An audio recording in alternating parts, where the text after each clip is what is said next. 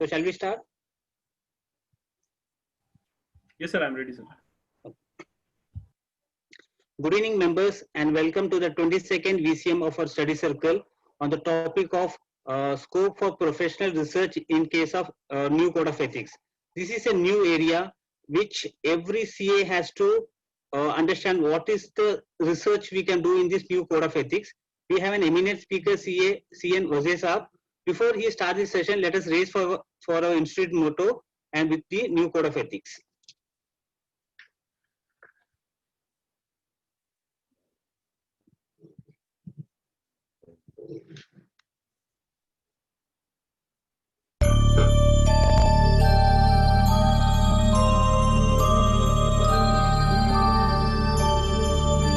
य एष सुप्तेषु जागृति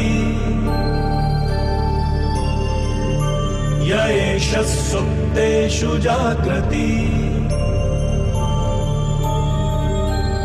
कामं कामं कामं कामपुरुषो पुरुषो निर्मिमाणः निर्मिमाणः तदेव शुक्रं तद्ब्रह्मा तद्ब्रह्मा तदेवामृतमुच्यते तस्मिन् लोकः शतः सर्वे तदूनात्यपि कश्चन एतद्द्वैता एतद्द्वैता एतद्द्वैता एतद्द्वैता एतद्द्वैता एतद्द्वैता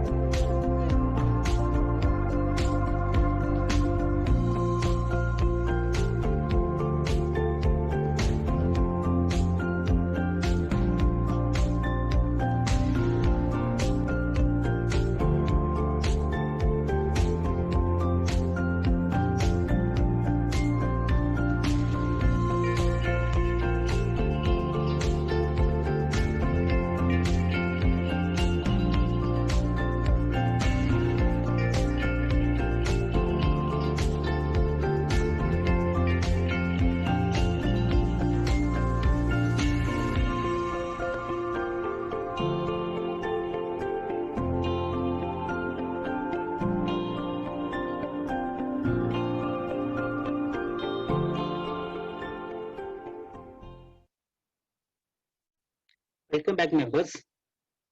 So on today's topic, we have an eminent faculty, Wazir Saab, who will be dealing with the scope of professional research.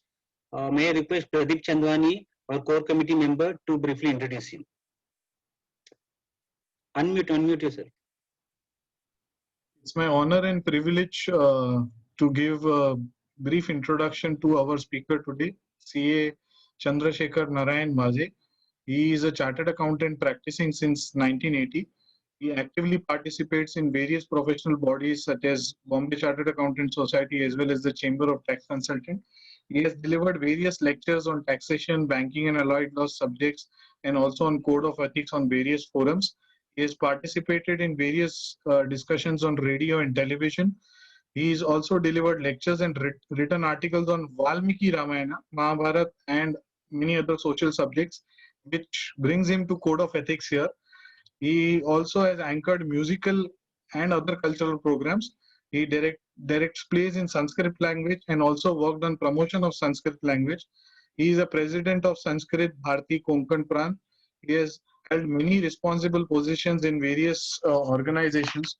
He is a recipient of Yoga Mitra Award and Yoga Vidya Niketan Vashi Mumbai.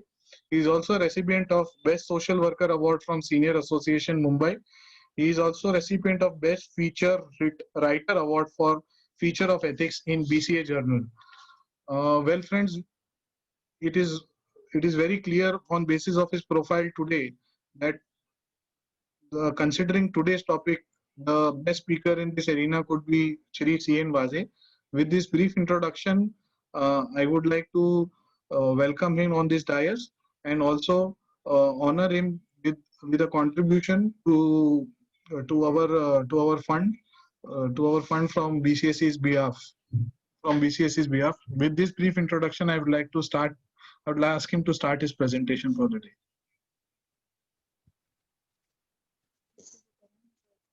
Good evening, नमस्ते सभी को। Mister Pradeep Chandwani and my friend Vijay JM, who has been very regularly inviting me to Borivali Study Circle almost every year. And I think there are many occasions on which I spoke at Borivali Study Circle on ethics. But today I must compliment him and also Borivali Study Circle for this new subject they have chosen, because this is perhaps the first ever study circle who has organized this type of a topic. Earlier I have spoken on this only when it was research committee of the institute that had requested me to speak on this topic, but Borivali Study Circle is the first study circle at which I am speaking on this topic of research, scope of research in the new code of ethics. So I must also give compliment to Mr. Vijay JM for one more thing, because normally at the anthem, we normally stand up, but when you are relaxing at home or face, that time when our motto song is going on, I wonder whether we will be really standing up, but Vijay, I saw that he really stood up when the anthem was going on. So it's a great thing. It is following the ethics in true letter and spirit everywhere. So it's a nice thing to be with Borivali Study Circle members. And the very fact that you have chosen this topic shows the dynamic approach of the conveners, that you are going to have something new and offer something new to the members.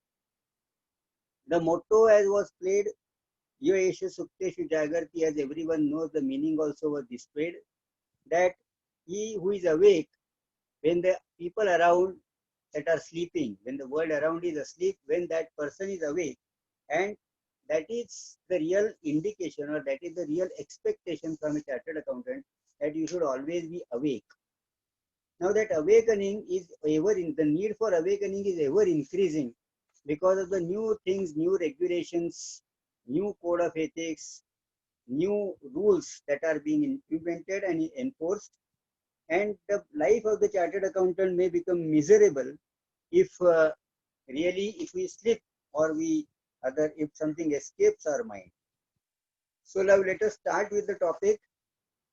As I have always been saying in my introductory part, that ethics is as old as ethics are as old as the human civilization, and therefore the basic foundation of ethics is adopted from our old scriptures from Taittiriya Upanishad. Satyam vada, speak the truth. Dharmam chara, follow the rules of the religion, that is, follow the rules very religiously, that means perform your duty. What is religion is performing one's duty, and not religion means worship of God. In fact, discharging your duty properly itself is a worship of God. So perform your duty religiously, and swadhyayan ma pramadha, that means continuous updation of knowledge, that is self-study, which is our CPE, continuing professional education. That also you should never give up. There should be no break in that. And therefore it is ever increasing need for knowledge, and that really is the foundation of our ethics.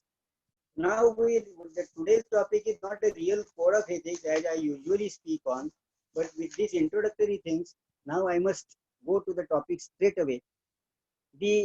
What is research? When you are saying research, what is really research? Research in the dictionary meaning is careful study that is done to find and report new knowledge about something. That means that something already exists. So it is not that ethics do not exist. Ethics are there. We are applying our mind to have some new knowledge about it. So let us not say that new ethics have come. The new code has come, but ethics are not new. And therefore, for example, COVID-19 also, the government is issuing guidelines as to how to run your office, how to behave. Now, not following those guidelines also may become unethical, because ultimately it is a behavior unbecoming of a professional. So the scope is becoming wider and wider, but it does not mean that new ethics are being invented or new ethics are being discovered. Therefore, it already exists, and new code is only the code is new, not the ethics. So this also is very important factor, that when you are doing some research.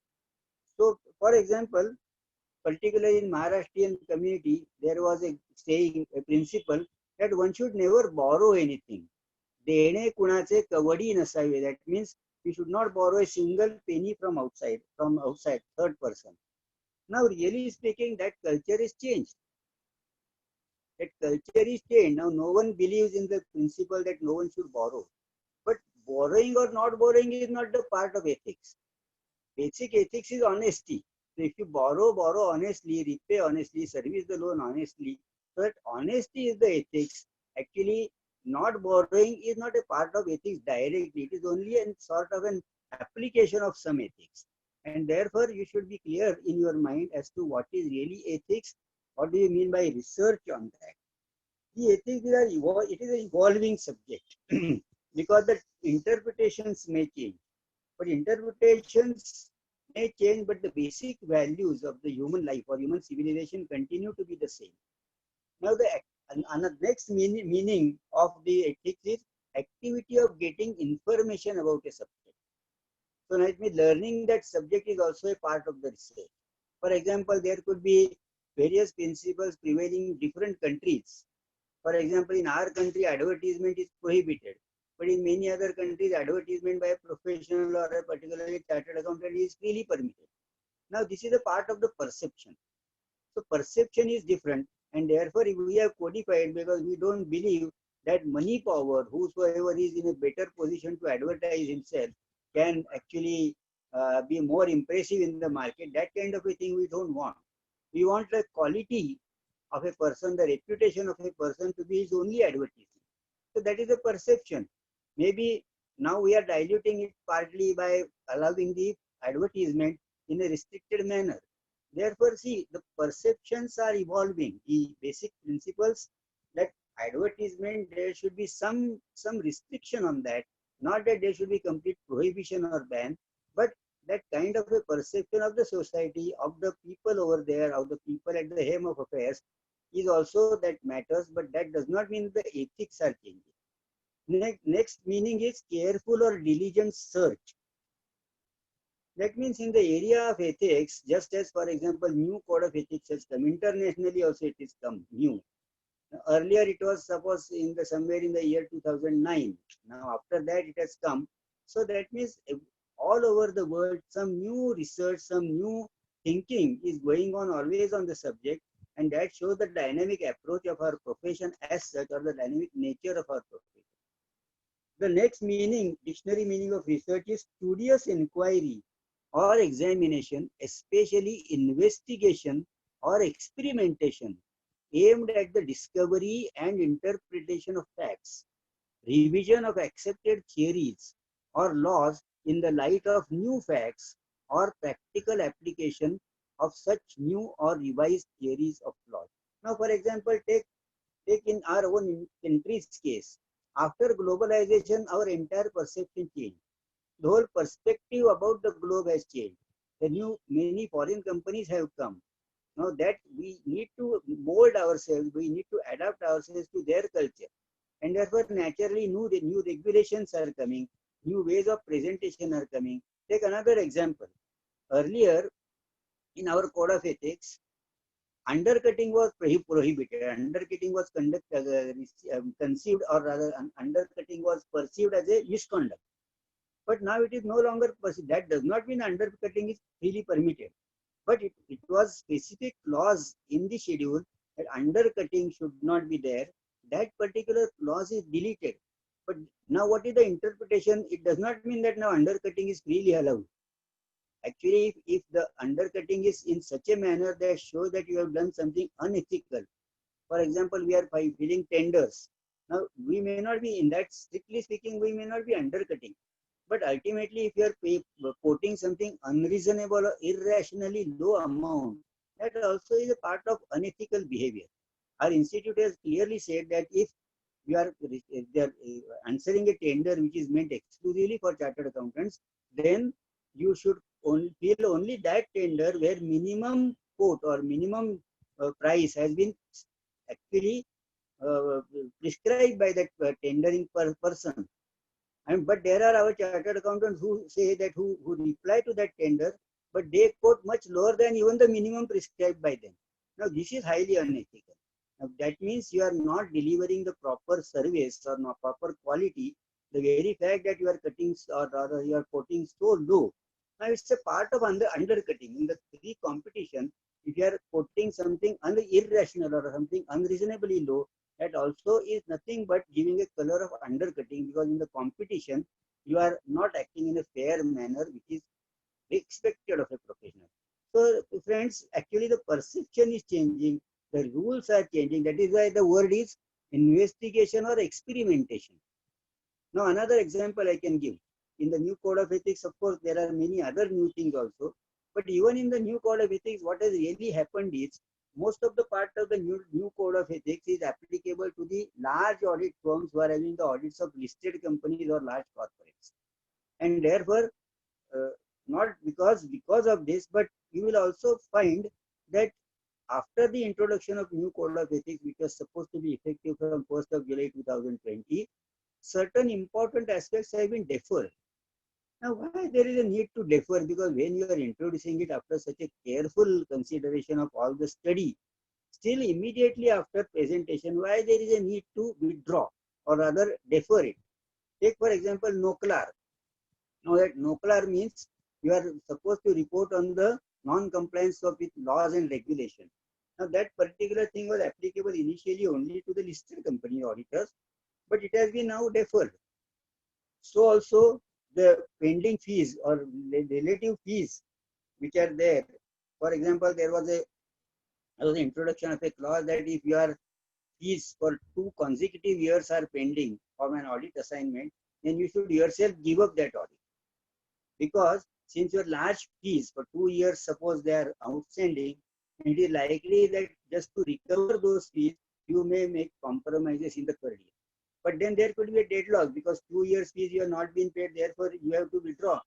But the next auditor cannot come because unless your previous auditor's fees are paid off, he cannot enter. That means there will be a deadlock, something like that. And in the new economic scenario, perhaps this may not be workable. That is why the exception provided in that previous auditors fees have to be paid. The exception was secondary. I mean, a COVID-like scenario, many good units have become sick. So then the interpretation and experiment, here the role of interpretation, experimentation, and also review comes. So it may be possible that that particular rule or that particular notification of pending fees may have to be suspended or kept in abeyance for a certain period of time. That does not mean that you are compromising on ethics. Ethics are different. Ethics means ultimately you should not get or grab something in an unfair manner. This is ethics. Now, what is that unfair manner? Is a rather part of your codifying it or you're giving interpretation to it. But basic principle of ethics is that you should not do something very unfair. So these are the practical application. If you are finding, I'll just read out that last part of it: studious inquiry or examination, especially investigation or experimentation aimed at the discovery and interpretation of facts, revision of accepted theories, or laws in the light of new facts. Now, new facts is, for example, the lockdown or COVID period is a new fact. Now, in that, the certain principles will have to be molded. So, or practical application of such new or revised theories of law. So, this, in short, is the meaning of the word research. Now, let me also give an update to you, because earlier there were 2 volumes of the Code of Ethics, 2 parts. One was part A, which was rather based on the International Code of Ethics. You are aware of the IESBA, International Ethical Standards Board for Accountants.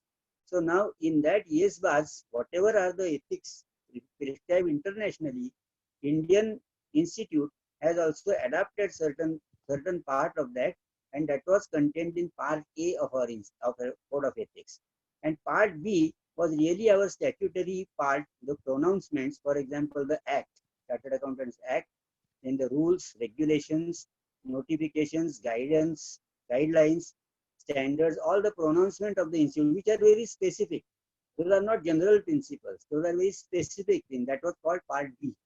Now all these, and along with the part B, there was case law given. Now they have made it into 3 parts, which is one is volume 1. Volume 1 is what we refer to as old part A. That means it is adapted from the international ethical standards to suit Indian context. Then the volume 2 is part B. In the Indian context is CA Act, rules, standards, statements, guidelines, other pronouncements of ICAI. And volume 3 now they have made separate, giving case laws. Now remember that in case laws, particularly in the context of our Code of Ethics or disciplinary mechanism, case laws do not have really much relevance, except very few cases could be there which would actually can be adopted as guiding principles. But otherwise, those are essentially fact-based. All the cases are essentially fact-based, and therefore there is always a variation on the facts, and therefore one case law may not always help, but that becomes an area of research. Because how far is the consistency in the decisions of the council or of the judicial authority, courts, appellate authority, for example. So that is also an area of research. Now we will go to see, basically professional ethics as such is much wider than the Code of Ethics. I'll give you an example. Code of Ethics is what is codified. Codified means they have been actually put it in the black and white. But certain things cannot always be put in the black and white. Take simple example, that typically in a society or a charitable institution, there are people who are always disgruntled with the management. Perhaps there are many people who are frustrated because they don't get elected to the managing committee. And therefore they become very vindictive. And in that process, they want to harass the management and they want to harass the auditor also. Through the auditor, they make the auditor as a scapegoat and they want to exert pressure on the other party. Now they write to the professional, that is auditors, the CA firm, asking for certain information. Now, of course, everybody knows that you should not part with the information because there is a rule that you cannot divulge the secret or you cannot give the information to any outsider. Although member may not be a directly outsider, but you are ultimately the management, you are ultimately answerable. The management appoints you. And the basic information as such you cannot give to others, and moreover, you are not the custodian of the data or the records of that organization. Therefore, you may say that you have to seek this information from the management. Unless there is a legal binding on you, because if the law requires you to disclose certain thing, only then you can disclose it to the outsider. That is one rule. And the other rule is that you can disclose it only with the consent of the manager. Otherwise, if somebody asks you directly, you cannot straight away provide any information. Now, given this, our chartered accountants, what happens is, they don't show even the courtesy of writing back to that person that, look here, you have asked this information from me, but I am unable to give you, and write a polite and courteous reply to him. But even that they don't do. And then that person keeps on reminding. And then he says that 3 letters have written to this chartered accountant. He is not having basic courtesy of even replying. And then his ego gets hurt.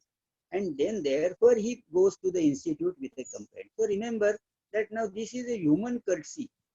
That if you want to say no, at least express that you say no, that I cannot give. But you are sleeping quiet, you are just sleeping over it. That is an unethical part, but that cannot be codified. So basically, professional behavior is something much wider than merely what is codified. Codified is ultimately whatever are the principles, they try to codify it, they try to bring it into the act. But the actual ethics as such is much wider a thing. So it covers many aspects of professional behavior. For becoming a good professional, the prerequisite is that you should be first a good human being. That is what I am saying. You should be a good human being, and then thereafter you are a professional, and then only all these codified things can come later on. So basically, your behavior should be up to the standards of a professional, and so that these are not to be confused with misconduct. So actually, ethics, you should not see that it is always in the context of misconduct.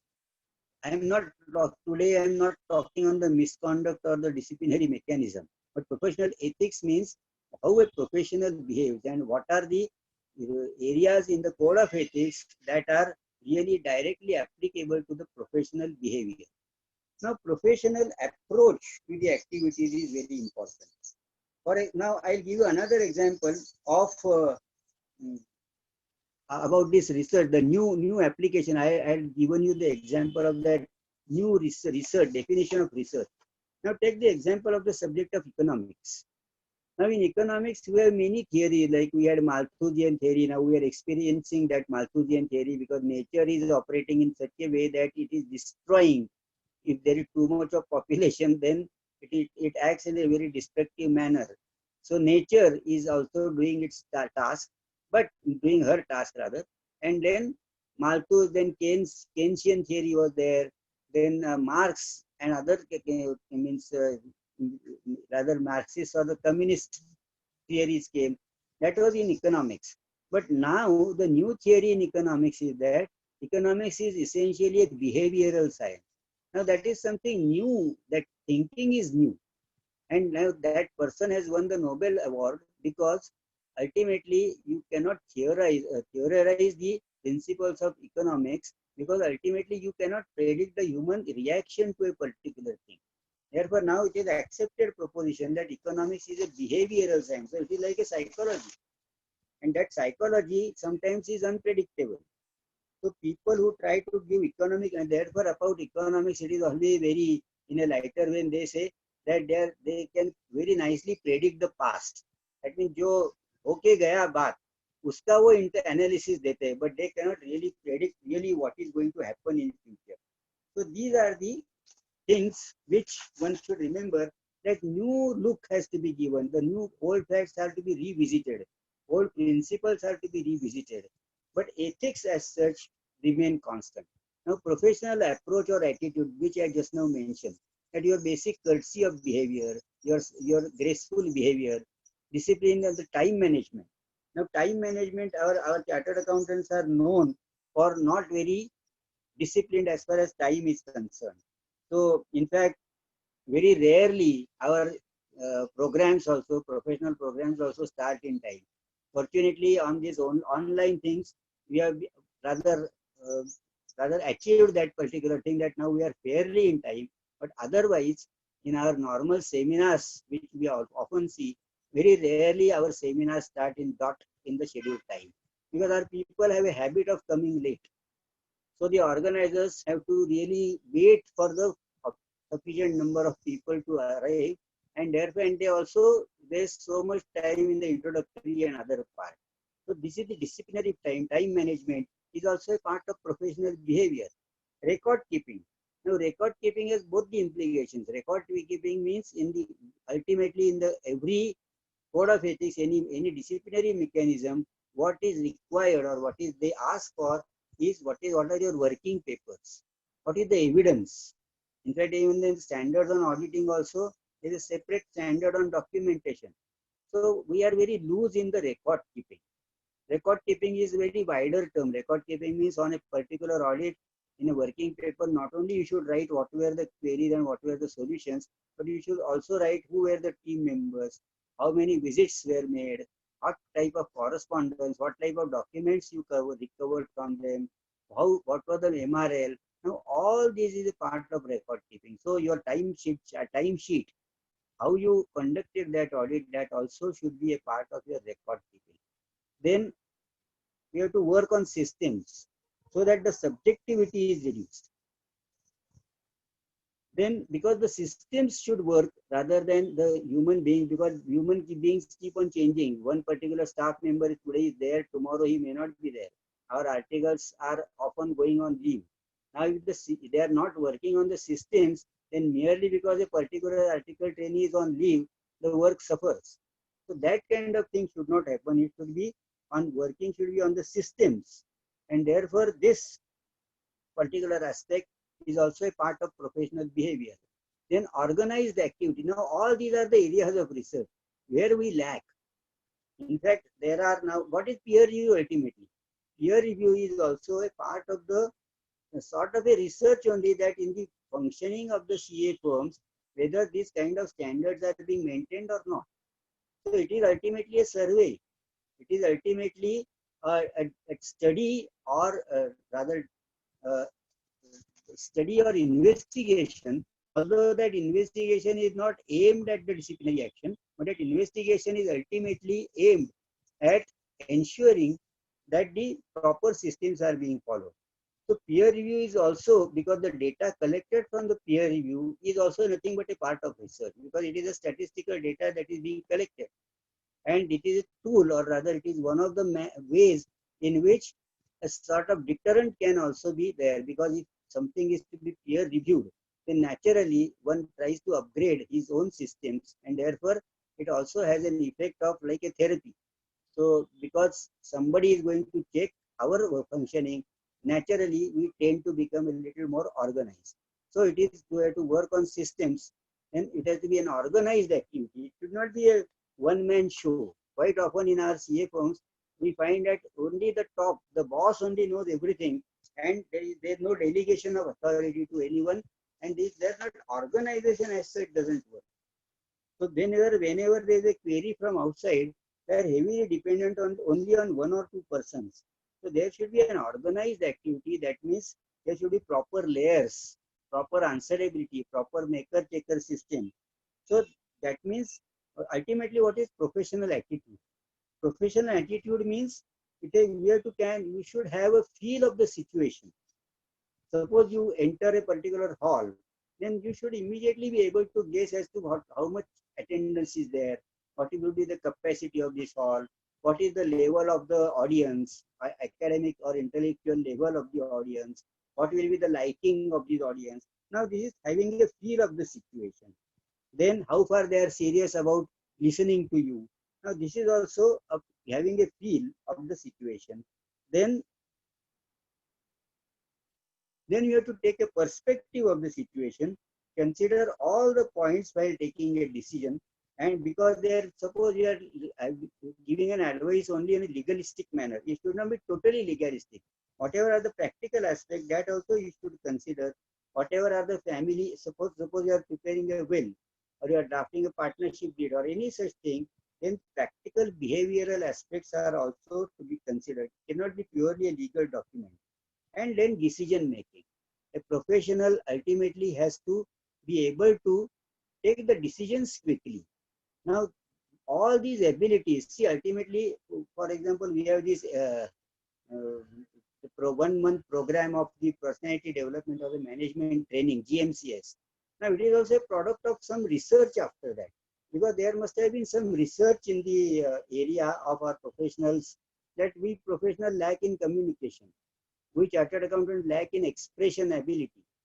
After that, there must have been some thinking, and after the thinking, our new education system included a part of this GMCS training. So these are the visible examples of how the research is going on. Now, whether how systematic the research had gone, we don't know. But now still we can verify as to what is the outcome of this GMCS. After GMCS, what is the impact? Really, so this is an area of research. See, each and every item which I am saying or mentioning is an area of research. See, for example, whatever our training program is there, whatever is the articleship system. Now, in the articleship system, right from the entry point, there have been experimentation. Now, that experimentation must be a result of some research. See, whether it should be 12th standard entry, whether it should be a graduate entry, whether it should be some CPT exam should be there, entrance exam should be there, basic criterion of IPCC. Now, all these are experimentations, but these are experimentations which are coming as a result of some research which somebody must have done. So, what I'm trying to say is, all these changes which are occurring, or on the international scenario, the changes are occurring, the world management business styles are changing. All this is ultimately an area of research. Organized activities and management skills have to be there. Properly planning, organizing the thing, team building or capacity building. Now, these are the management skills, administrative abilities, and personality development, your good communication skills. Remember now, for example, we are entering the era of faceless assessments and faceless appeals. Now, are we equipped? Are we geared up properly to effectively put our thoughts in a structured manner? Are we trained in the drafting? That is the first question. Now, it may be required now, henceforth, that special paper on the drafting will have to be included. For example, in an LLB course, there is a separate subject of drafting and conveyancing, or pleading, drafting, pleading, and conveyancing. Now, this is not existing today, perhaps, in our syllabus. Now, it will have to be introduced, because if chartered accountants were simply having knowledge of company law and knowledge of taxation and knowledge of HEMA and other things, but if they are not able to express it properly in writing, how will they face this faceless or online assessments? And therefore, again, this is an area of research.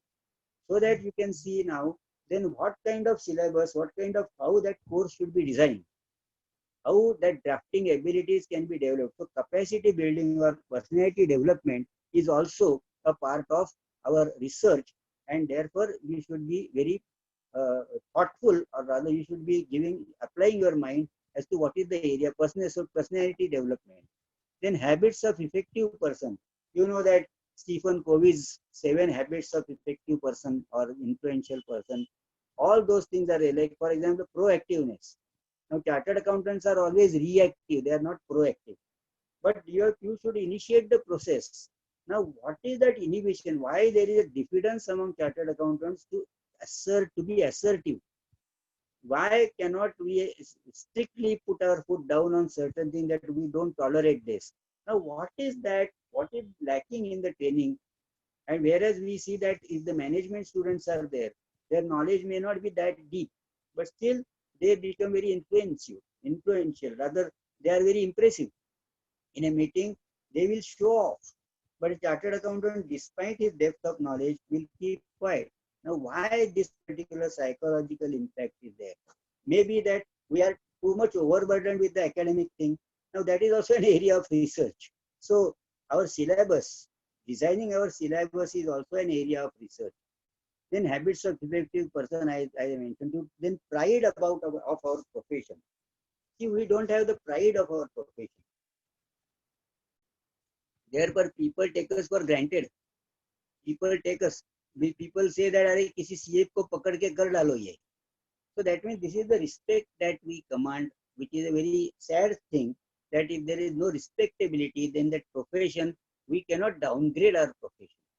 So we must ensure that we are proud of our profession. Only then the people will start respecting it. We should always maintain the value of our own signature. If you are allowing your signature to become very cheap, then everybody will take you for a ride. So this is the pride of the profession and a value-based behavior. Your behavior should be value-based. Then we should have the critical introspection of the profession. So again, these are again areas of ethics. Are we really indispensable? Can the society, can the country do without us? Can the country do without doctors? Can the country do without lawyers, without architects? And what is our contribution? We say that we are having making a valuable contribution, but do the members of the society accept that? And in economics, you know that there are two things. One is need and the other is want. So for example, we need exercise, but we don't want to do exercise every day. We need good diet, but we don't want to have good diet. We want to go for cheap and junk food. So these are the things. So there is a difference between need and want. You may need something, but you may not want it because of your laziness or because of your easy way of thinking. So these are the things. So society needs us, but society does not want us. No person would like to pay tax happily. No person would get his accounts audited and also on the top of it paying fees for that. So audit is being done only because it is being thrust by the government. So had the law not been there, then we would not have been indispensable. That is the reason. And therefore my second question is, why do we expect the institute to procure work for the profession? See, ours is the only profession where we expect that हमारे लिए institute कुछ काम पैदा करे. No other profession expects that. Doctors will never expect that Indian Medical Association should promote their profession. So also the lawyers. So also that itself shows that we are dependent on somebody for having our professional work. This is a very, very important aspect. And once you are dependent on something, that you lose your uprightness, you lose your you can say the respectability, because then you will have to compromise. You have to demand that this particular audit should be permitted only by chartered accountants. Why we say so? Why the society or the government voluntarily does not recognize this? So these are the things where we have to see whether what we expect from the institute, what we expect from the government, then that means we had to make some compromises on that. We have to beg to the government always. Now, does the society need us, which I just now mentioned? Does the society want us?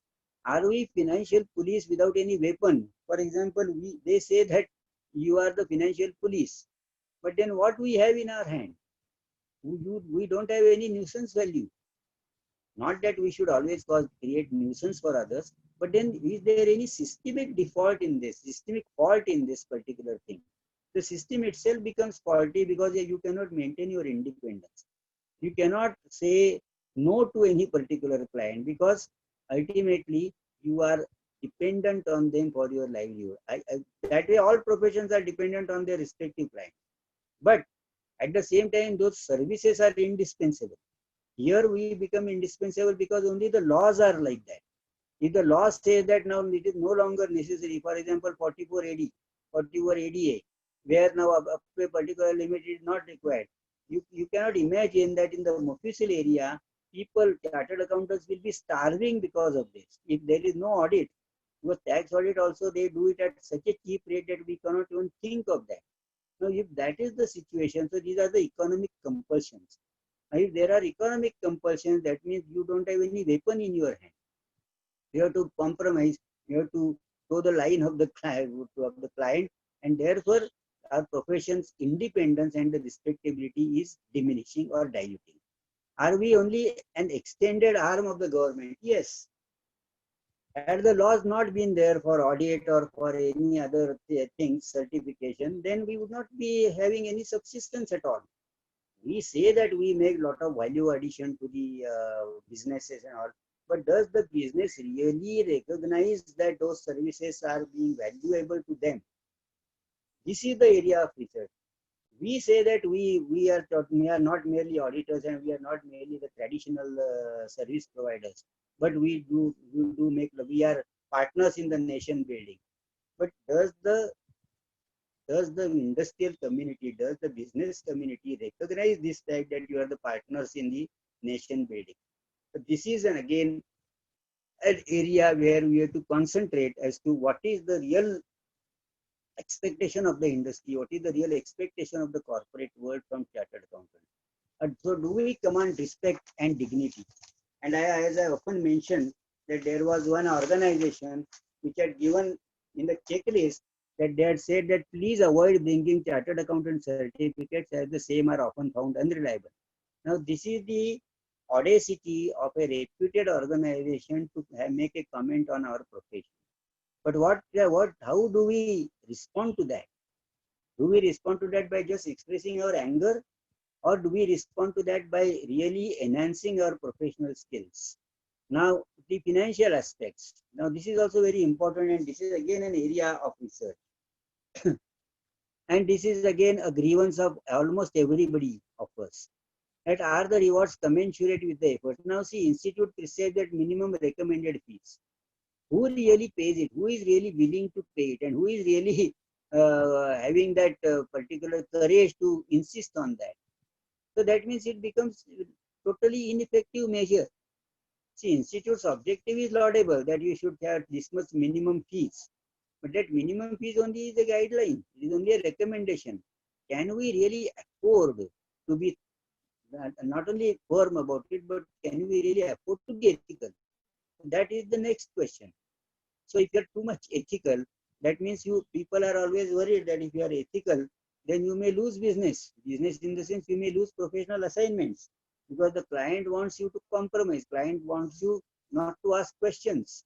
Now, if that is the situation, then whether we really can afford to be ethical is also a question which needs to be really critically examined. Are there unreasonable expectations from the audit? Yes. See, for example, if there is a pathology, then in the pathology there are 100 types of blood tests. But people ask only that type of blood test which is required for a particular patient. But here, under the audit, we are expected to report on almost everything, anything and everything under the sun. All the laws, international laws, labor laws, economic laws, this Money Laundering Act, finance, monetary laws, everywhere we have to, corporate laws are there, tax laws are there. All these we have to take in perspective and report. Now, this is something very, very, beyond us. And we must also consider a point where after a particular age limit, how much we really can absorb the new things. And if the scope of audit is unreasonably widened, then are we really doing justice? Are we in a position to do justice to that audit?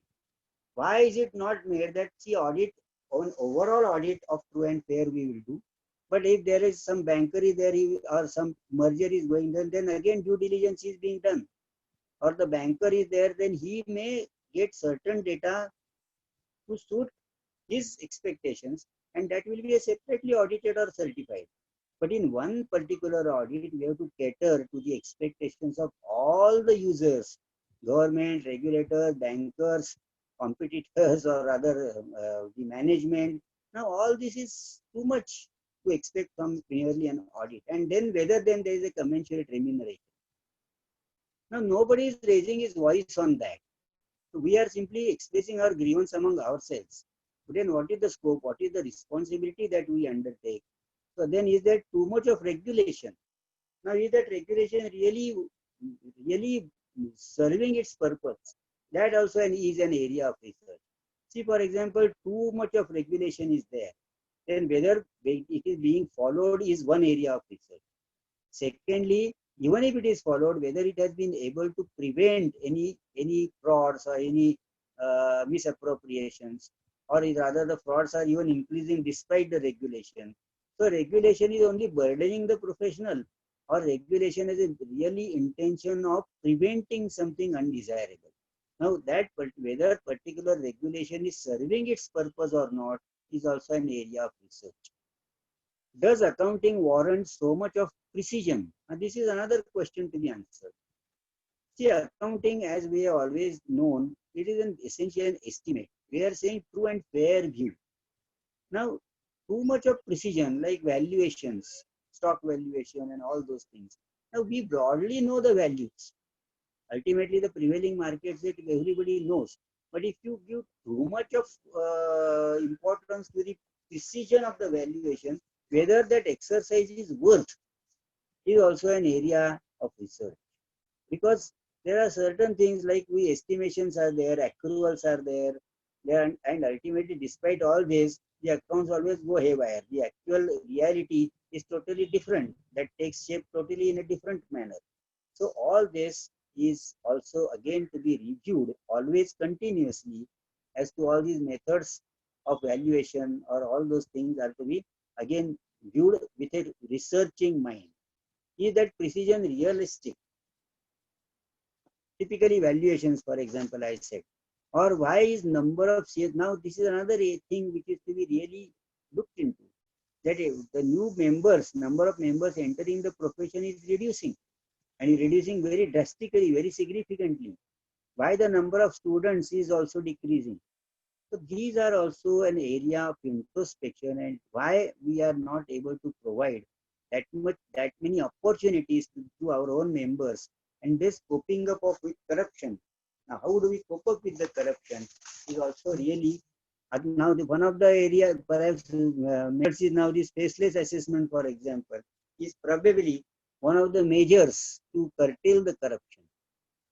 But how far it really works or it will really work, we really don't know whether it will give rise to too much of litigation. Then there is another area of research where it is statistical analysis of disciplinary cases. For example, what are the normal usual clauses which are commonly invoked? Now, one of the most commonly invoked clause in the day-to-day practice is the previous auditor's communication and unpaid fees of the unpaid audit fees of the old chartered account, no, previous chartered account. This is very common. And the next very common thing is negligence. That means gross negligence or lack of due diligence. Now see here also they've changed whatever are the changes made in the new act, the 2006 act. Earlier there was only gross negligence, but now they have also made due diligence also. Now what does it mean? So previously we had a shelter that auditor is only a watchdog and not a bloodhound. But now with due diligence, you are expected to be more vigilant, more diligent. And I'll give you one good example that in one particular case, the audit firm had maintained excellent working papers, and that company, the entity was a company engaged in mining business, and they had a turnover of a few 100 crore rupees. And the excellent documentation was there. Now, when that particular unit became sick, because then there was a big amount of term loan taken from a PSU bank, and when that unit became sick, it became an NPA, immediately the complaint was there against the CA firm. And they had maintained such a nice set of working papers that I was very happy. We sent all the working papers. But Institute wrote back to them that they wanted only now 2 additional details. Otherwise, working papers were very nice. But 2 additional details. Firstly, whether they had returned to the bankers for confirmation of balances. And the second was whether they had returned to the debtors for confirmation of balances. And then these chartered accountants came running to me that we have to reply to that. Now, about the first thing about the banker, they said we did not write to the bankers, but we have the photocopies of all bank statements with us. I said it is excellent, so that, and they are reconciled. So, but then they said no, we did not write to the debtors. So that was a lapse they committed. And then they confided with me that it was a CBI inquiry case, and actually it transpired that not a single document of that particular company was genuine. Everything was fabricated, and even out a few 100 crore rupees sale, even a few hundreds rupees sale also was not there. Everything was fabricated. Now, for example, take this particular concrete example which I am giving. Had we returned to the debtors for confirmation of balances, had we returned to the bankers for confirmation of balances, this would have been exposed. Now, this did not require very great amount of, investigative abilities. But these are the standard things which are provided in our standards on auditing, but we don't do.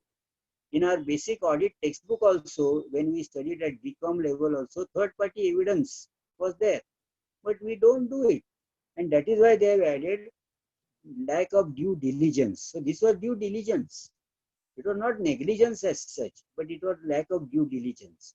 Had they written it, and I have come across many other cases also, where the turnover is inflated quite often with an aim of coming out with an IPO or something. So the figures are inflated. Now, if that is there, and if we don't write to the debtors, normally in such cases the debtors are bogus. If that is the situation, then you have to be very careful. So that is lack of due diligence. So these are the changes which are taking place, and which is also nothing but a result of some research that they might have done. So what are the clauses which are commonly invoked? See, every year about 500 to 600 complaints are being filed. Every year. That means per day 2 complaints on an average are being filed. Now in that, so you have a huge statistical data. Now in that you have to see, and then what steps can be taken to prevent or to caution our member that this is the area where you should be more careful. So causes which are commonly prevailing. Now causes which are commonly prevailing are basically the internal dispute among two parties, like two partners, two directors, two shareholders. Some third parties are having their dispute and they are dragging the chartered accountants into it. This is the most common factor. This is the most common cause. Another common cause is these audits, particularly bank NPAs. That is another common cause because of our balance sheet which we certify. If there is some flaw in that, then that is also an area. So that becomes the gross negligence, means basic mistakes in the balance sheet or the financial statement that we certify. So these are the common causes that disputes. Ego being hurt is another problem. Just as I gave you that example, that you don't write back, you don't show the professional courtesy. See, you have to maintain cordial relations, you have to be polite but firm at the same time, and be very proactive in the communication. That we lack, and therefore this is also non-communication or not effective communication is also one of the common causes of these particular disciplinary cases occurring. Then motivation behind the complaint. What are the motivation behind the complaint? As I told you, that ultimately there are certain blackmailers also, but those are very few. Basic motivation behind the complaint is to exercise some or exert some pressure on the other disputing party. That is the real cause. And in my lecture on this code of ethics, I share so many cases with the audience always as to how, due to totally irrelevant factor, the chartered accountants are dragged into this disciplinary things. So I can give many examples, but we have a limited time today. Then the results and the fates. What is the fate of such complaints always? That means what is the result ultimately? So that also has to be, some analysis has to be done as to then whether there was any presentation flaws where there was some lacuna or weakness in the presentation, means the merits vis-a-vis the result, that also is a part of study. And the public perception about the profession. So when the public perception, why I am saying so? Public perception is that the society always complains that our council or our institute is very lenient to the members. They try to protect the members, and also the time taken for the complaint, for disposal of the complaint, is too long. It takes at least 3 to 4 years, at least. It may take 6-7 years also. So they say it is too long. There is no quick result, no quick disposal, and the punishments awarded are also very mild. So these are the usual grievances of the members of the society which are being conveyed to the institute. Now we have to apply our study, make a study, and again these particular points which I have just now mentioned. Cost benefit analysis of disciplinary mechanism. This is also very important. The financial aspect, I was told that a couple of lakhs rupees the institute has to spend on each and every case earlier, because the hearing used to take place only at the regional council where the respondent is located. And every piece of record was maintained only at Delhi in the institute's head office. So every time when there was hearing for 2 days, all these paraphernalia, all these records, heap of huge data is to be transported every time with the staff. And that cost was really, I think it must be very astronomical cost. And then what is the outcome of it? Some petty case is there. In that petty case, 3 or 4 of our senior council members and the government nominees are spending their time. Now, whether there could be some shortcut method of that. So this is also, this cost benefit analysis also has to be. Now, fortunately, because of this online hearing, a lot of cost saving will be there. That is a great blessing of this COVID-19 thing, because now we have gone into the culture of this. Even our study circles, even our branches now will find it easier to have virtual meetings rather than the actual meetings, so that the organizational part and the cost get reduced. So the financial costs are there, man days are lost. See, the whole disciplinary directorate, they are working on these disciplinary cases, particularly the complaints which are being filed and also the information cases. And in that, so much of procedure is involved in that, and so much of correspondence and so much of paperwork goes into it. So whether they can segregate into the types of cases which are very petty, which are very trivial cases, whether that can be done. So this is also an area of research which is there's good scope for that. Then the tangible benefits of it. See, ultimately, after carrying out all these disciplinary mechanism and this thing, what is the tangible benefit that a professional receives? Ultimately, one particular member is say punished, is suspended for 1 month or so. But what is the really benefit in terms of the tangible benefit to the society, to the profession at large? So these prohibitive things should be, means it should have some deterrent effect.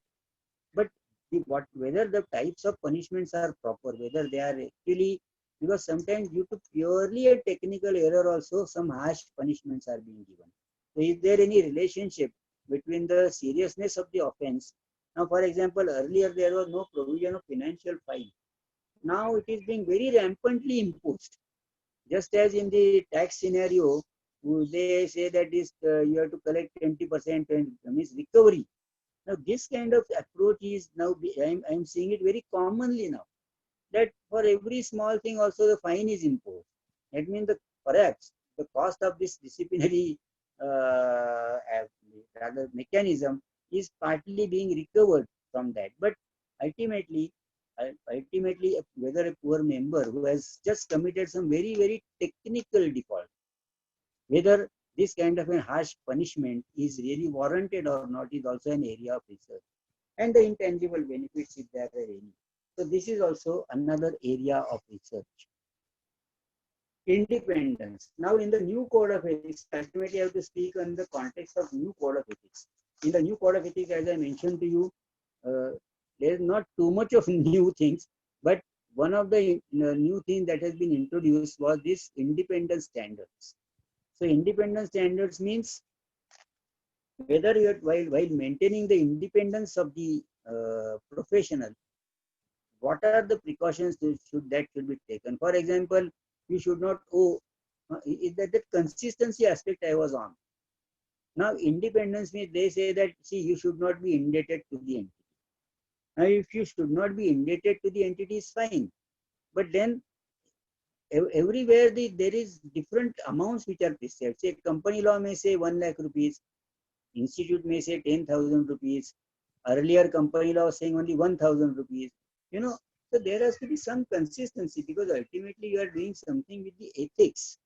So whether independence, indebtedness and independence is perfectly all right. But then the amount, for example, if you are an auditor of a banker and you are having the credit card of that bank, sometimes on that credit card you may owe something. Now these are the new things which were earlier perhaps not contemplated. Now if that is there, so, and then the independence, whether independence is a myth, whether we can really afford to be independent. because ultimately, so long as your client himself is appointing you and giving you fees, are we really independent in true sense of the term? Can we really be very, very curt in our audit report? And because the human instinct is there, that ultimately he is employing us as, or rather he is engaging our services, and how far we can be really strict in his audit. So unless that is cured, so whether any other mechanism is possible, whether we can ensure our fees, because then ultimately the client never pays your fees in time. Then you have to be again be a little more compromising on that. So these are the things which also we have to keep in mind while the independence many new concepts they have introduced now in that independence standard in the international code of one more thing I must clarify, that part earlier part A, that means volume 1, what used to happen was it was a little bit of an idealistic or a really theoretical thing, apparently theoretical. Ultimately, what was being implemented and enforced was only part B, because that is something very concrete and precise. That means our provisions of the Act, guidelines, these are uh, very specific things. But the international standards are a little vague, I should say, although they are giving lot of many examples in that. The question is now Council has adopted that in by its resolution that it is also a part of our code of ethics. That means now we are required to study not only part B, which is of direct application, which are specific things, but also part A. Part A means now volume 1. Now that volume 1, so if one reads it, it is really, firstly, it is very voluminous. And secondly, it talks of many things which are of international standards. And whether in our country, whether all those things are really practically possible or not, that also is an area of research. Another thing is the linkage between part A and part B, means volume 1 and volume 2. What are the provisions, what are the guidelines which are there, which are issued, what are the pronouncements that are made, what are the regulations that are there to give effect to which principles of part 1. So this linkage is also important. For example, this outstanding fees, or this is concerning the independence. If your 2 years of fees are outstanding, then you should not, or indebtedness. Now these are the aspects which are linked with the independence.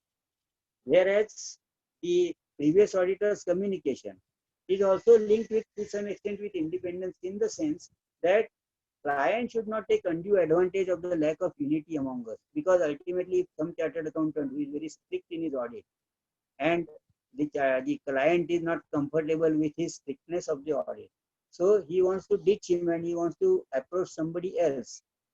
So that means the chartered accountant who was rendering otherwise good service is not liked by the client because he is rendering good service as a true auditor. So he is not liked. Now that is why he approaches some other chartered accountant. That means indirectly it is a disincentive for a chartered accountant to render good audit service. So whether that is really desirable. So apart from this human instinct, as I mentioned, is any other mechanism possible where you can ensure your fees timely manner? If your fees are being received in a timely manner, if you are financially, you get stability, then you can afford to be more assertive. But here, if your money is blocked for 1 or 2 years, there are many cases which we ourselves experience that even to 3 to 4 years, the client don't pay your fees. And if we ask as to why we are continuing, otherwise we will lose all those 4 accumulated years fees. So this is the scenario, and therefore, and then how it is ensured in the other countries. So this is also an area of research. Somebody might have done that research at the institute's level, I am not aware. While introducing the new code of ethics, some such research may have been done. But then what that research has been done is also one has to see by making a research into it as to what is the basic data that is gathered while making these changes. Relevance of factors in deciding the disciplinary cases. Now, unfortunately, I have seen that particularly with due respect, even the members who sit on the panel, now there a lot of training is required for them also, because ultimately they are exercising a judicial function. And while exercising that judicial function, I've come across situations where there are government nominees, where there are our own central council members, where with due respect, if they are not trained as to how to conduct an inquiry, then ultimately their weightages even to various things, they differ. And sometimes some irrelevant factor assumes more importance. So they should be able to distinguish between what is an error, what is a negligence, and what is a gross negligence. The courts have made distinction. Courts have said that every error, even a blunder, is not gross negligence. Even a negligence is not a gross negligence always. But courts have said that there has to be an element of dishonesty or ill motive. Now, this also is not really correct. Because, for example, if you blindly sign innocently some balance sheet of a very close friend of yours who is otherwise very honest person. Now, you don't have apparently any ill motive or dishonest intention. But the very fact that you have signed some audit without proper verification itself is an ill motive indirectly, in the sense that you are losing the basic concept that somebody is going to rely on your signature. And somebody is going to take financial decisions based on your signature. Now that means you are misleading that person because you have not verified certain aspects just because your friend is there, just because out of your love and affection and that goodness, overall goodness, that person may be a gentleman. The person may not be a dishonest person, but he may not have the accounting sense. He might have lacked so many things in presenting his balance sheet. So merely because he is close to you, and if you sign in good faith and innocently, you may say that you don't have ill motive, and you really don't have ill motive. But the very fact that somebody is going to rely for his financial decisions on your signature, and if that particular signature is going to give him misleading picture, then naturally it is gross negligence. So therefore, the court's observation that it has to be element of ill motive or dishonesty has a limited meaning. So I understand that. But these are the things where the interpretation of case law, then the materiality. Ultimately, materiality means, yes, there is a blunder. There is maybe perhaps negligence also. But then what are the amounts involved? In what area that error has occurred? That also has to be seen. But whether this particular aspect is seen while discharging the judicial function, whether it is being seen or not is a question mark.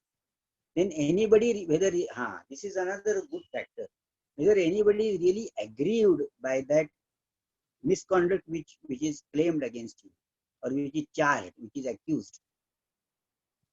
Take the very concrete and common example that anybody is really aggrieved or not. For example, if you have signed a balance sheet on the basis of which the bank has given some loan, the balance sheet is apparently wrong, your gross negligence is very apparent, but the loan went on smoothly, it was properly recovered, it was no NPA, nothing.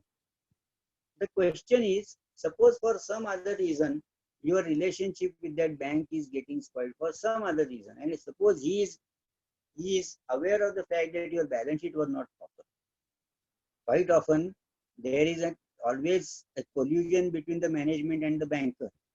And banker is also aware that this particular balance sheet is rather doctored one, or it is rather cooked up.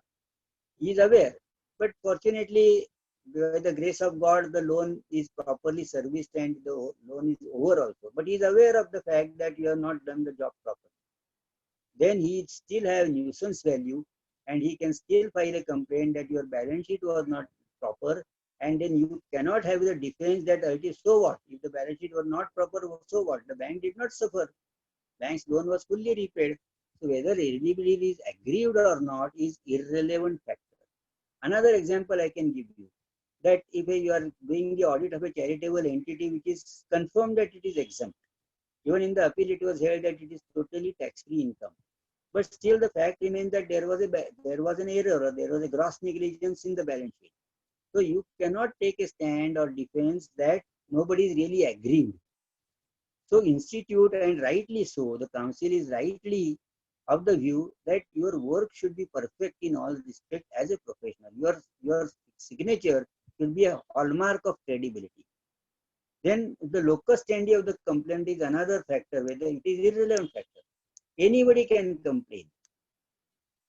Now, whether it is this particular aspect is being misused, Because there are professional blackmailers who are simply at random going through some balance sheets and they find out some errors in that, and then the locus standi. Now I can give you a good example of locus standi, because there are these executor and trustee companies.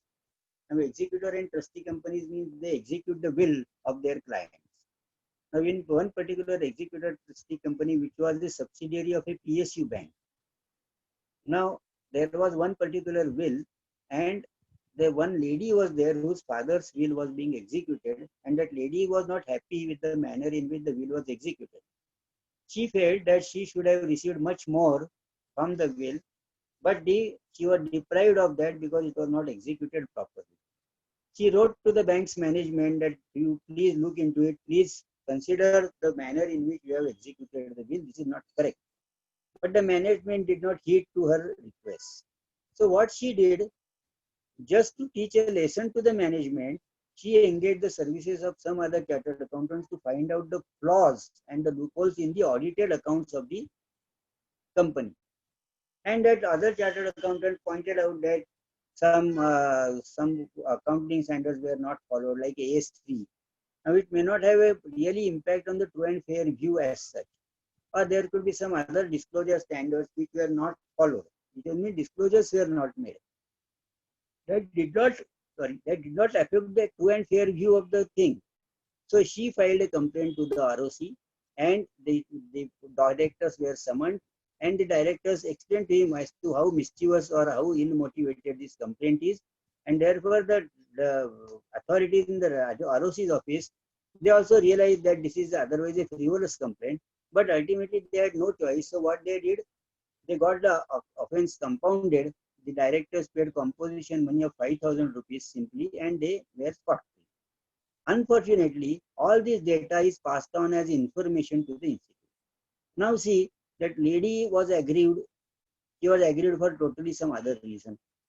The management, the directors who were also rather partly responsible for the non-disclosure or whatever wrong disclosure is there. So they also got scot-free by just paying out 5,000 rupees fine. But this poor chartered accountant is now unnecessarily facing the music of the disciplinary committee for admittedly that there was a lacuna, or rather there was a shortcoming, but it had nothing to do with that lady's grievance. It had nothing to do with the really true and fair view of the balance sheet, but now he is facing the music. So such types of complaints, whether institute should have a different perception about such complaints, and whether they should avoid entertaining such complaints by just giving a warning to the concerned member that, see, this is the complaint which has been received on your working.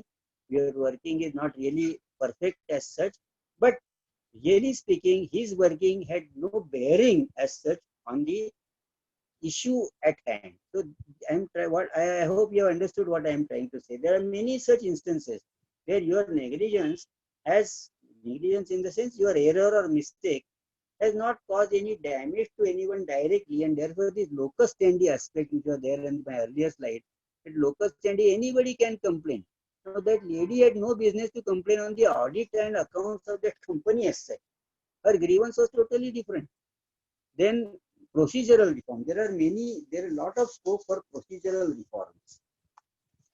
The procedural reforms means, as you know, the procedure is that when you file a complaint, that complaint is sent to the respondent for his written statement. That means the explanation. That explanation is sent to the complainant for his rejoinder. And after the rejoinder, that respondent does not get a second hearing. The respondent, that rejoinder does not come to the respondent. So with these only 3 documents, complaint, written statement of the respondent, and the rejoinder of the complainant, prima facie opinion is formed. Quite often, prima facie and unfortunately, before prima facie opinion is formed, there is no hearing. Now, there could be certain aspects which they are conveyed right at that stage. Many things could be prevented, because then ultimately the motive of the complainant, they say, that is irrelevant. Whether the motive is only to harass you, whether the motive is to have an edge over the other disputing party, So these motives are, according to the council, irrelevant. For any reason, your negligence or gross negligence is exposed, you are liable to punishment. This is the approach of the council. I don't say that this is a wrong approach, but ultimately what happens is, because of that, the people get a lot of nuisance value. People have a lot of nuisance value, and our profession has become so vulnerable that any Tom, Dick and Harry, for any reason, can take our chartered accountants for a ride. And the council understands it. Council is very much aware of this fact, but they cannot refuse to entertain a complaint. Look, the best way, of course, is for us to act more perfectly so that we strengthen the hands of the council. But ultimately, we are human beings. So in the human beings, in that process, there are some lapses are bound to occur. Now, whether those lapses are serious, whether those lapses are really affecting adversely or having any adverse impact on any other person, is also an area of research, in the sense that we have to think as to whether this complaint is otherwise very frivolous. The person had no locus standi, the person is not aggrieved, or despite all this, he is making a complaint. Now then, why should council and so much of man days, so much of manpower, so much of money should be wasted on such complaints? And because of this, what is happening is, our chartered accountant members are getting demoralized. This is another area of research. See, nobody is today very happy of this profession. And I am telling this fact very bluntly and very curtly. Because normally in the these such forums, you have to speak only goody things of dignity and glory. But here in the private, everybody is saying, everybody is really crying as to this profession mein hum phas gaye. And many people are very keen to quit the profession. Many people, their next generation is not coming into this practice. Why this is so? Now we have to give a serious application of mind, serious thought on all this. So procedural reforms are, that is also an area of research. Because whether we can cut short the procedure. Because for example, even the previous auditor's communication. Now for example, in the previous auditor's communication, if it is accidentally occurring, and if it is only one first instance, they leave you on reprimand. But the process essentially takes 2 to 3 years. Now there should be some quick redressal or quick disposal procedure. For example, many chartered accountants against whom the complaints are filed, they say, "Arey Baba, ye 4-5 saal hamare ye sab dimag kharab kar rahe, we are losing peace of mind." See, हम agree करते एक बार 1-2 महीने का suspension हमें कर डालो, बाद में at least we are having peace of mind. But the whole process is essentially so time consuming that 3 to 4 years are gone just like that, howsoever small the complaint may be. So whether there is any procedural reform which is possible, which can be used, for that will save a lot of cost. It will save a lot of moderation of the council also. So whether such thing can be, like we have 143(1) summary assessment, or we can have such summary proceeding, so that many things can be disposed of pretty fast and the members get rather relieved at an early date. So pre-admission hearing, then there should be advance ruling is another concept that can be considered. See, many times people want to say that I want to publish such and such thing in such and such manner. I want to print such and such thing in such and such manner. Or now, for example, advertisement guidelines are there. So, or rather the lettering, the type of lettering, the presentation. Now people want to know whether this is right, whether this is permissible. Now no one can really authoritatively say that this is right or wrong. But then there should be some sort of advance ruling that yes, if you get it approved from the institute, because today there is an ESB, Ethical Standard Board, they are there to solve your queries as such. If you have any queries, you can write to them.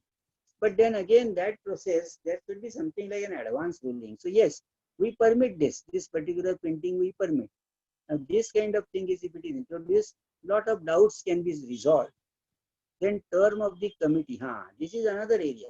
What happens is every year the committee changes. Every February, that every year president changes, vice president changes, and consequently the committee changes.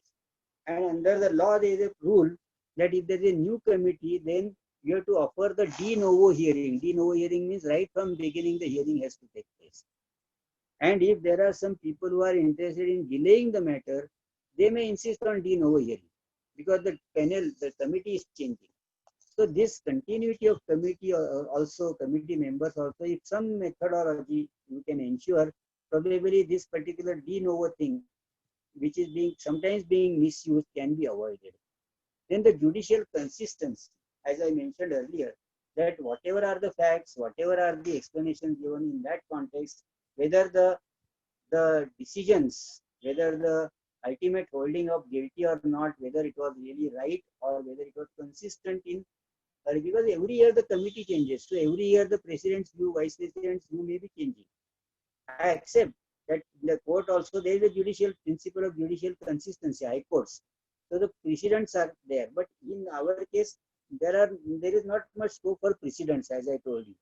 So precedents are not very relevant, and therefore to maintain consistency is very difficult. And it is not only maintaining consistency whether you are holding guilty or not, but also in respect of the punishment. For same thing, some committee may be having very lenient view and they must leave you on reprimand, whereas in some other case, for the same offense, you might be punished a little more harshly, like suspension or a fine. Now, whether there is really a consistency, that also is an area of research. So you can go through the old records. Of course, since these are private and confidential documents, whether you can get access to that is another case. But ultimately, if you are really doing research with a very constructive mind, probably this can be arranged. So that for that you have to take steps if you are really having into or you are having really interest in doing some research. And room to cut short the procedure. As I told you, there should be some methodology whereby summary procedure can be introduced. Then the vulnerability, as I told you, that profession has become so vulnerable that the people have got a lot of nuisance value because people are misusing or abusing our disciplinary mechanism, and the council is aware of that. Sometimes our council, the panel member, they shout at the complaints also that ultimately for such petty things you are approaching us. So, but they are having that nuisance value, which they are making use of that nuisance value, and therefore the profession is becoming vulnerable because there is always a threat. You do whatever you like, because many people say that if there is complaint received, then they say last 30 years का मेरा track record है कि एक भी complaint नहीं आया. But to that the real answer is that you are very lucky that last 30 years you did not get a complaint, and now you are getting it. But otherwise, almost every day you are committing some misconduct or the other. This is the reality of life, because we are not even aware what misconduct we are committing. So making people aware now that because of such virtual lectures, and I hope the people take this seriously, then there could be some such awareness. But very sad state of affairs is there in our profession, because just because of CP hours people get enrolled. I have come across situations where I am invited to speak at distant places, and they say the enrollment is 200, but in my front there are hardly 30 to 40 people who are attending, and still the CP is being managed. Now this is the level of ethics that our profession has. So what is the use of speaking on ethics? What is the use of doing research in ethics? So if these things are not inculcated in your mind, then the scenario is going to be the same over the years, despite all these amendments and the disciplinary mechanism and punishments. So whether there are any tangible benefit, whether there can attitudinal changes are there, that also really, it's a behavioral science. It is again a psychological thing that one has to really examine as to why people are deviating from ethics. Then causes of weakness of professionals. What are the weaknesses of the professionals? Like as I told you, communication skills, there could be some financial difficulties, there could be some family difficulties. There are many things which really affect your work. So what support we can give to that, whether you can really afford to have a qualified staff. The economic aspect, the viability aspect of the profession has also to be studied. Because many people have come across, they want to render quality service, but they can't afford. This affording is very important. Then causes of fear. Why are people afraid? They are always afraid of losing the client. They are having a sense of insecurity always. And so that is again a cause. There are fear always. Ki ye client chala jayega. If we refuse to certify his balance sheet, ye client chala jayega. And then client also is aware कि अरे आप नहीं sign करते तो 100 other chartered accountants are there and he can get his signature on the financial statement. So, you know, these are the things, that is lack of unity. What is the cause of fear? Because there is no unity among us. Now, how can that unity be brought about among the chartered accountants? See, we assemble always only for academic discussions, to study FEMA, to study accounting standards, to study GST, but we never assemble to discuss our professional interest, people, other things of professional interest which we can do collectively and in a united manner. We are not assertive. That is why every year we need to beg to the government for the extension of time for filing of return. We have to literally beg, because we are not indispensable. We cannot, there is no unity among us, and therefore government is also not afraid of us. Government is taking us for granted. They don't respect us at all. That is a very common experience that we always come across. Attitudinal training has to be there. A proper professional attitude, like responding properly, communicating properly, maintaining the records properly, writing skills. You know, all these are proactive approach. All these are attitudinal training, which is lacking. See, GMCS may not serve that purpose, because GMCS has to be part of your life. It should be on a day-to-day basis that these things should be inculcated in your life or in your mind. It should, that training should be right from the first day of your articleship, if not earlier. If you don't have that kind of exposure in your earlier life, during the articles, you must get that kind of exposure as to how to communicate, how to talk with the client, how to say no. We have not been taught as to say no for anything. We are always accommodative. So attitudes are important. Communication skills ultimately are very important. Then there's now specific clauses are there, certain specific clauses which also we need to see whether they need a reconsideration and whether they need some rationalization. Now rationalization, as I told you, indebtedness. Now one institute says 10,000 rupees indebtedness. A company law says 1 lakh rupees indebtedness. Earlier company law said 1,000 rupees indebtedness. You know, so there has to be some consistency in that. Then secondly, there are certain clarifications or certain things are not properly defined. For example, engaging in business. Now, what do you mean by engaging in business, really speaking, or rather when you are saying director simpliciter? What are the attributes of a director simpliciter? The signing of checks, whether it is permitted or not. Under the company law, it says that the signing of checks in a routine manner is not to be considered as a special function.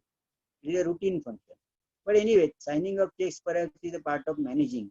But ultimately, whether you are signing the balance sheet as a director, now whether by that you lose your nature of director simpliciter, whether you become an executive director by that, you know, there is no defined criteria for deciding as to who is a director simpliciter and who is not a director simpliciter. Now, for example, agriculture. Now, agriculture, they say that the blanket permission is there for agriculture. You don't have to seek permission. But now, what kind of agriculture? If you are doing something at a business level, like from some plantations, and you are doing it like business, proper business, now whether that is contemplated. But in our schedule or that appendix, which permits the certain activities which are open for the chartered accountant and without any permission you can go get, that is, one is agriculture. Agreed that our country is an agricultural country and all that is all right. But once you have become a chartered accountant and if you want to still pursue agriculture, then in what manner you want to pursue that agriculture? If it is being done purely at a business venture, and whether that is really the intention. So all these things are to be now really given a fresh look. And therefore, on all this, a good white paper, you can say, what is the status today? What, as I told you, all these things, what is the nuisance value? What are the usual causes which are invoked? What are the usual causes of complaint? Whether there is any consistency, how the part A and part B is to be linked, means what are the international principles, how they are sought to be taken care of by the specific clauses in the code of ethics. All these things, for that there has to be a proper white paper, in the sense that it should be a result of some research document. And if our people who are really interested in this, whether there is any proper system of rewards for this. For example, if somebody really understands that kind of a research, that research may be very beneficial, fruitful to the members at large eventually. But whether that is being rewarded, whether there is a proper honorarium for that we are not aware.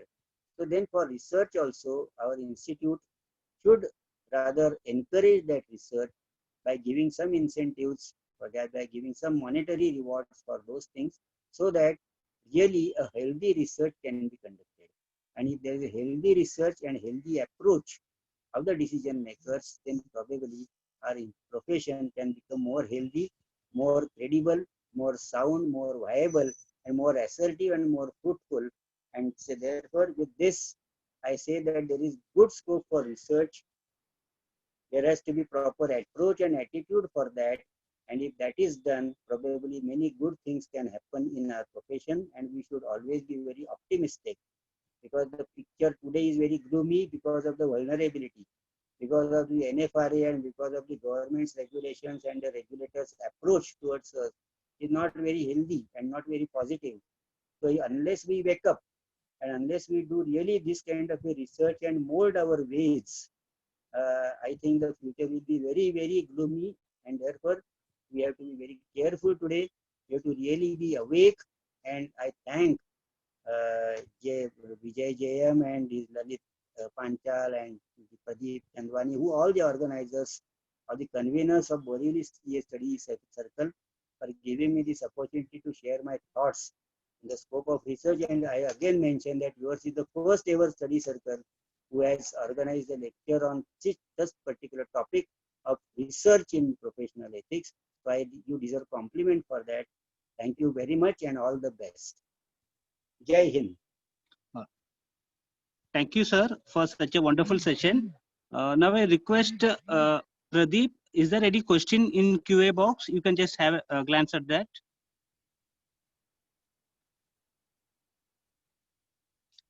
Pradeep? Just a second, sir. Yes, sir. Yeah. There are not exactly questions, but some discussion points which maybe if you'd like to throw some light on.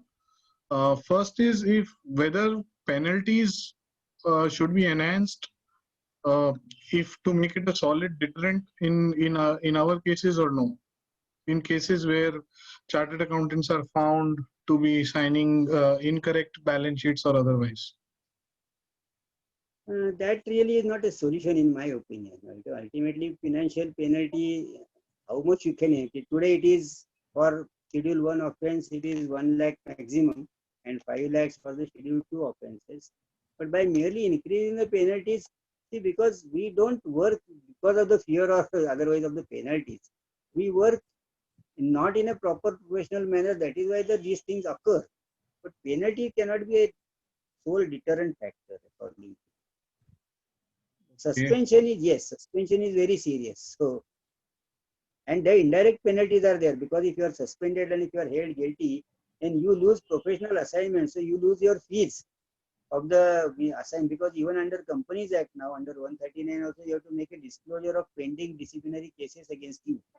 Or if you are held guilty, that means you may lose your assignment. That is an indirect punishment which is more serious, because you may lose the clients. You are deprived of the government and bank audits for next 3 to 5 years. Now this is an indirect punishment, so which is more than the penalty that you can think of.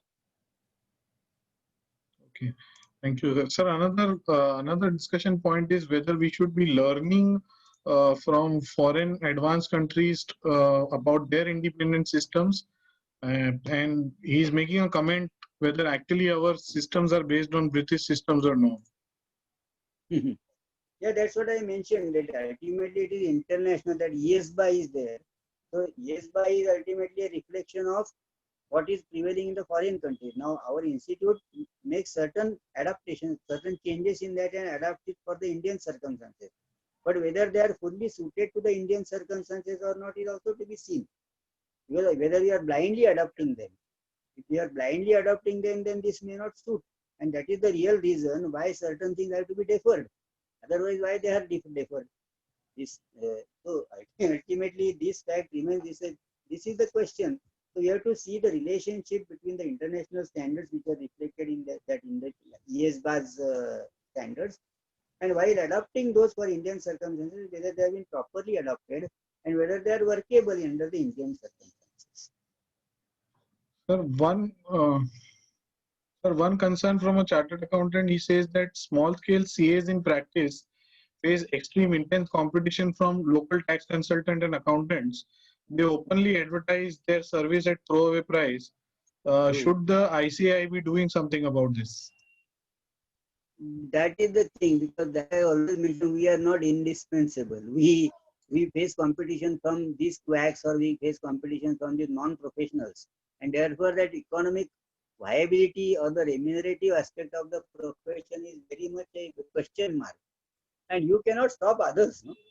So how you can enhance your ability? So what special you offer is the thing, and that is the really pain point of our profession, that we are not in that sense indispensable, or we are not so much superior to others.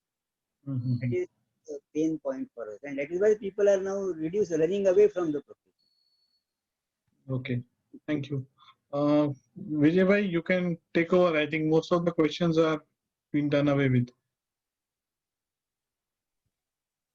Thank you, Pradeep, for asking the question to the speaker. Now, before I tell Ashish to propose a well-deserved vote of thanks, our next seminar is on 3rd of October, 5 to 7, on the topic of equalization levy. Now, I request Ashish to propose a well-deserved vote of thanks. Thanks, Vijay. Thanks, Vijay, for giving the opportunity to propose the well-deserved vote of thanks to CA Chandrasekhar Vazay sir.